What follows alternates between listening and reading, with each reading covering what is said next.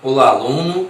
Sejam bem-vindos a mais uma aula da disciplina Estrutura e Organização da Escola de Educação Infantil.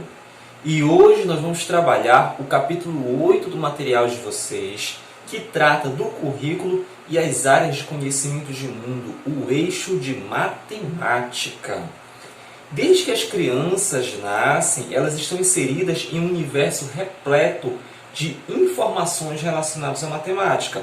Podemos aqui citar como exemplos que elas separam e classificam seus tipos de brinquedos, que elas ordenam os carrinhos em fila, que elas contam quantos bonecos cada criança terá na brincadeira, elas dividem baldes, pás e forminhas. Então você observa que a criança, desde que ela nasce, conforme ela vai se desenvolvendo, os contextos matemáticos, as questões matemáticas estão inseridas no dia a dia, no cotidiano dessa criança.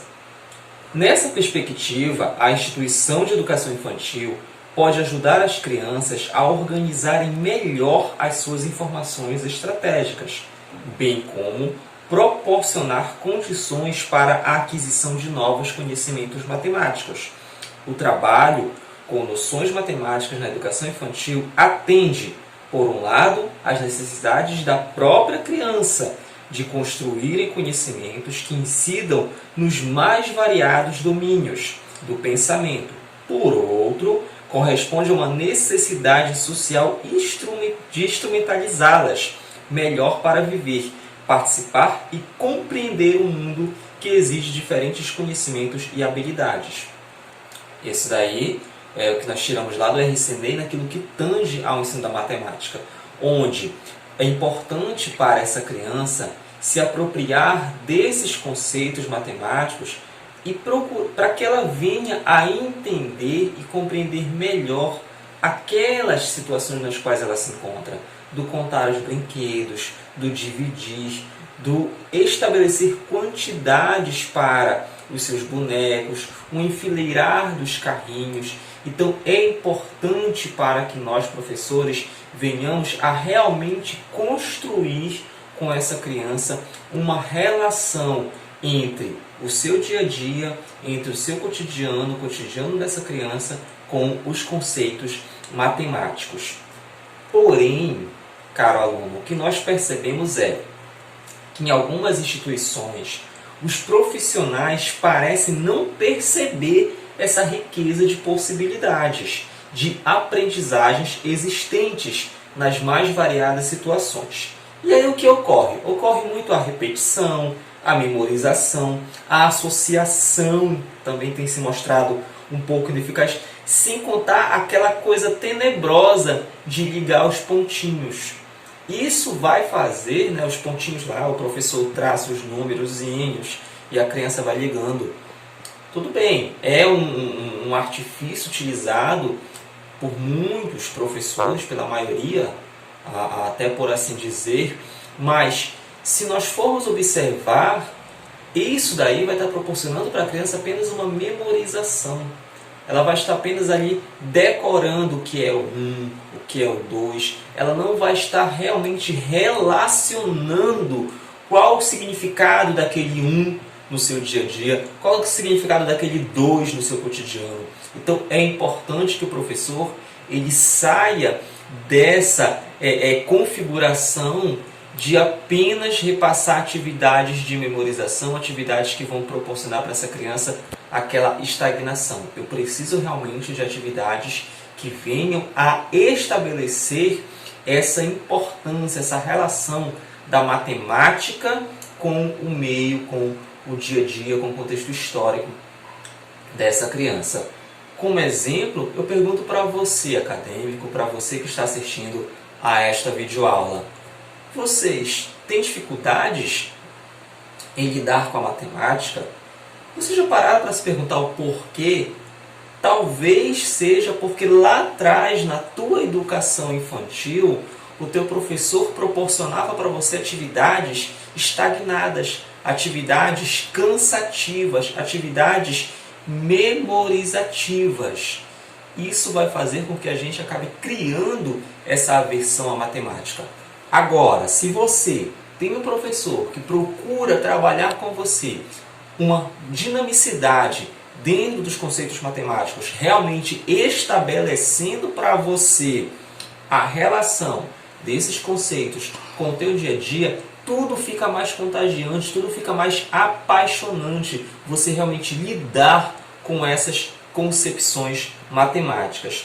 A matemática, como outras áreas de conhecimento, precisa ser trabalhada de maneira integrada.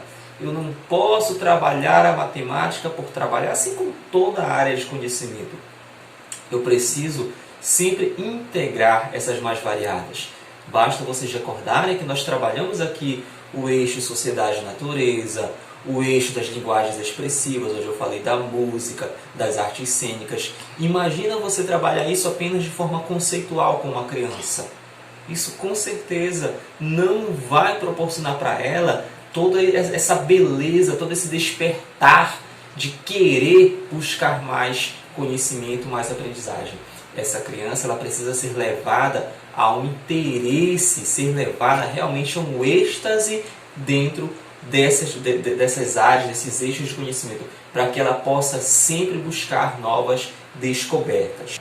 Um exemplo são as atividades de culinária. Suponhamos que o professor tenha contado a história de Chapeuzinho Vermelho e a partir dela ele tenha encaminhado uma discussão sobre o que havia na cestinha que ela levou para sua avó.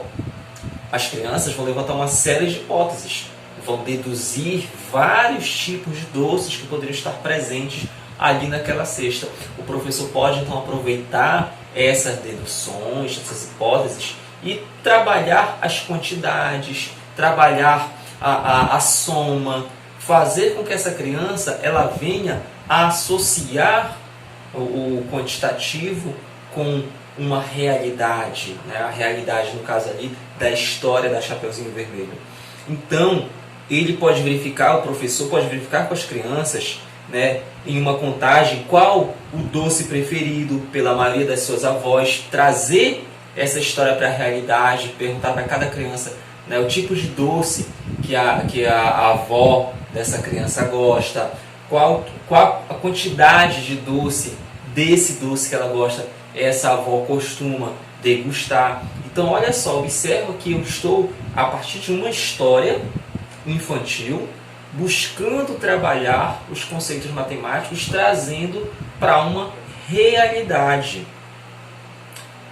A resolução da Câmara de Educação Básica, no que trata em relação ao ensino da matemática, lá no seu item 4º do artigo 9, nos diz o seguinte: as práticas pedagógicas que compõem a proposta curricular da educação infantil devem ter como eixos norteadores as interações e a brincadeira, garantindo experiências que recriem os contextos significativos para as crianças, relações quantitativas, medidas, formas e orientações espaço-temporais. Então, olha só, observa no que diz lá sobre os eixos norteadores, as interações e a brincadeira.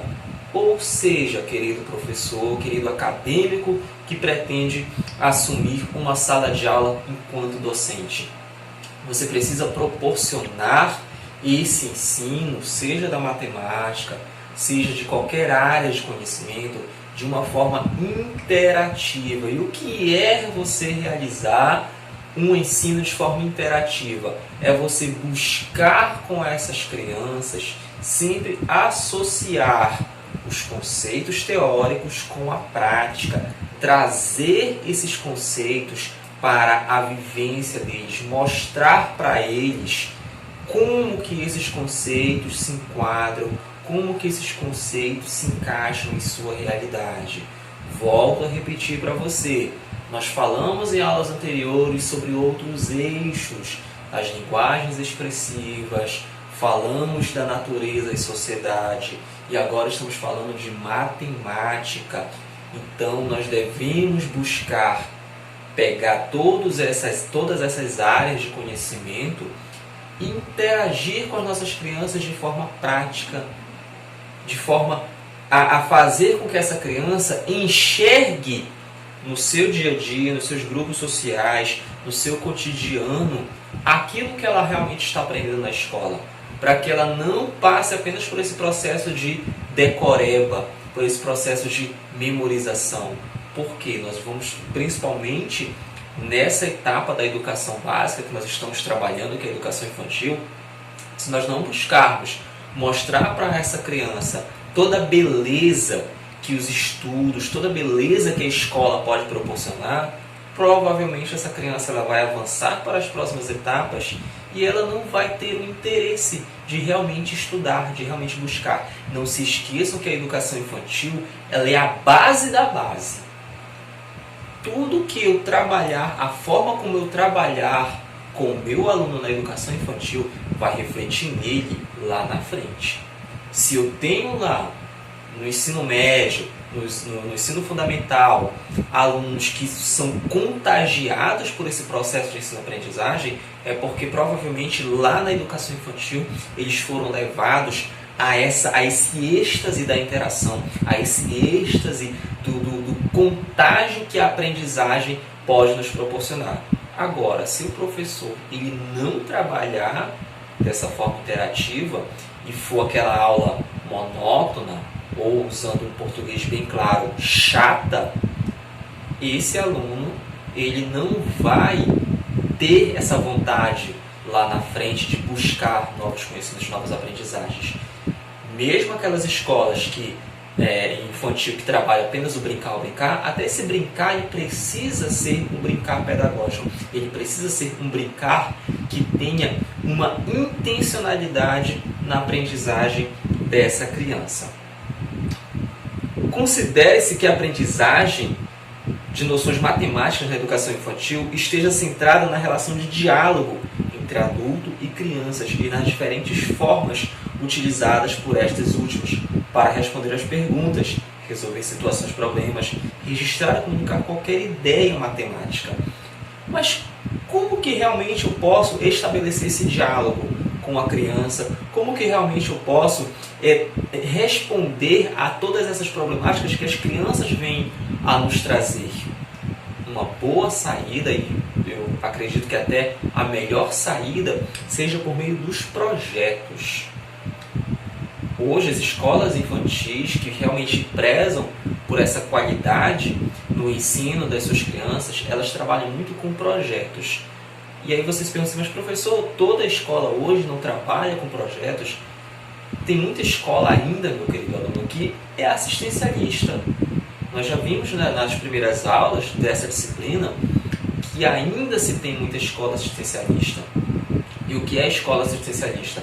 É aquela escola que acha que só tem que ficar com a criança ali e passar o tempo enquanto os pais estão em casa tendo uma folga da criança ou estão trabalhando, né? Muito a família hoje do final do século XX, né? De metade do século XX para esse século XXI, é uma família onde tanto o pai quanto a mãe eles saem para trabalhar. É uma sociedade completamente diferente do que nós tínhamos há 70, 80 anos atrás, em que geralmente a mãe ficava em casa e o pai saía para trabalhar. Então a mãe ficava em casa e provia o lar, provia cuidar dessa criança. Hoje é bem diferente. Hoje tanto o pai quanto a mãe eles saem para trabalhar e essa criança ela acaba tendo que ir para a educação infantil, né, que começa lá desde as creches e segue ali até os seus 5 anos de idade. Mas, diante dessa situação, muitas escolas de educação infantil ainda enxergam essa educação infantil como algo assistencial, ou seja, eu vou apenas aqui acolher essa criança enquanto o pai e a mãe estão trabalhando. E esquecem realmente de trabalhar o ensino, esquecem realmente de enxergar aquela criança como um indivíduo em potencial para o processo de aprendizagem. Mas as escolas que realmente respeitam esse contexto histórico da criança, essa concepção de criança e valorizam a educação infantil como ela deve ser valorizada, aí elas vão trabalhar com vários projetos e através desses projetos é que eu, professor, consigo dialogar com o meu aluno. A elaboração do projeto é a forma de organização didática mais adequada para se trabalhar com essa faixa etária. partindo das indagações infantis sobre eventos da área da natureza, da sociedade, devido à diversidade de conteúdos que oferece, por seu caráter interdisciplinar. É outra característica importante para se trabalhar com as nossas crianças. Trabalhar de forma interdisciplinar, interdisciplinaridade dentro das atividades de educação infantil. O ideal é que toda a educação, seja ela de nível básico, de nível superior, pudesse ser de forma interdisciplinar, mas ainda existe muita dificuldade em alguns professores trabalhar de forma interdisciplinar. Vocês terão, inclusive, mais à frente, não lembro qual é o semestre, uma disciplina que fala, né, da interdisciplinaridade. E aí é bem interessante que vocês vão aprender, vocês vão ver os conceitos teóricos de como se trabalhar. E eu digo para você, se você pegar esses conceitos quando estiver em sala de aula, empregar esses conceitos para o seu aluno e trabalhar de forma interdisciplinar, quem tem a ganhar é o teu aluno, porque ele vai sair dali com uma visão diferenciada do que vem a ser todo o conhecimento. E aí, como eu fiz em todas as aulas de currículo, em que nós falamos aí dos eixos, né? Nós estamos aqui finalizando com o último eixo, que é o eixo matemática. Eu vou fazer o link, como você pode ver aqui do lado, com os campos de experiência da BNCC. Lembrando para você que o seu material ele está pautado no RCBI, mas o RCBI, ele, por mais que hoje exista a BNCC, eu digo para você que ele ainda não vai cair em desuso. Eu vou precisar, sim, principalmente se eu prezo pela qualidade do meu trabalho, eu vou precisar buscar no RCBI também referências para que eu possa elaborar o meu currículo, elaborar minha aula, elaborar minhas atividades, os meus projetos, tá bom? E aí, fazendo então a ligação do eixo matemática, lembrando que o RCBI trabalha com eixos, né? Então o eixo matemática e a BNCC trabalha com campos de experiência, tá? A matemática, ligando para a BNCC, ela vai se encaixar lá no campo de experiência: espaços, tempos, quantidades, relações e transformações. E aí eu trago para vocês mais uma vez um trechinho do campo, do que diz o campo espaço, tempo, quantidade, relações e transformações, tá? Onde diz o seguinte, né, que as crianças vivem inseridas em espaços e tempos diferentes, dimensões e um mundo constituído de fenômenos naturais e socioculturais. Desde muito pequenas, elas procuram se situar em diversos espaços, rua, bairro, cidade, tempos. Portanto, a educação infantil precisa promover experiências nas quais as crianças possam fazer observações, manipular objetos, investigar e explorar seu entorno, levantar hipóteses e consultar fontes de informação para buscar respostas às suas curiosidades e indagações. Assim, a instituição escolar está criando oportunidades para que as crianças ampliem seus conhecimentos do mundo físico e sociocultural e possam utilizá-los em seu cotidiano. Então, olha só, professor, nós temos aí todo o embasamento legal, nós temos a BNCC que nos orienta de como realmente trabalhar, de como realmente prover esse nosso ensino com qualidade para que as nossas crianças possam bem aprender, tá bom? Então vamos realmente trabalhar com essas crianças de forma que elas possam realmente manipular, explorar, realmente conhecer, que elas possam buscar as respostas para as suas curiosidades, porque nós sabemos, né? Se tem um serzinho curioso, é criança. E nós devemos então proporcionar para essa criança com que ela vá buscar as respostas para as suas curiosidades, tá bom? Então, nós finalizamos aqui a nossa aula de hoje. Ela se encontra lá na unidade 2 do material didático de vocês, das páginas 135 a 141, tá bom? Então, tenham uma boa leitura do material, façam uma boa leitura do material, assistam essa videoaula quantas vezes forem necessárias e até a semana que